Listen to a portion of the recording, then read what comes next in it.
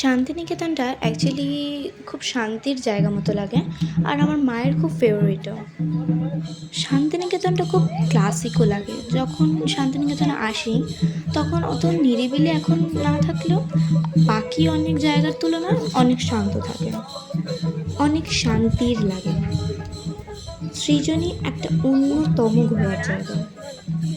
Santiniketan university, Gitanjali, তারপর বিশ্ব বাংলা, সৃজনী, এগুলো হচ্ছে খুব সুন্দর ঘোরার জায়গা।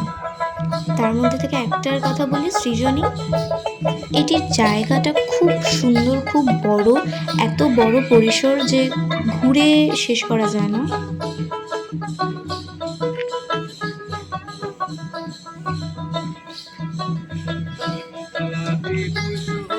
এখানে ভিতরে মার্কেটও আছে আর কেনাকাটির অনেক জায়গা।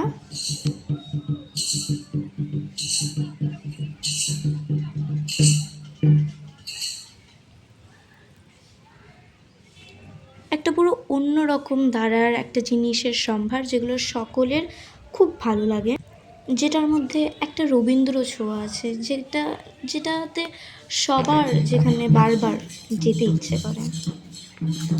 শান্তিনিকেতন এমনই একটা জায়গা।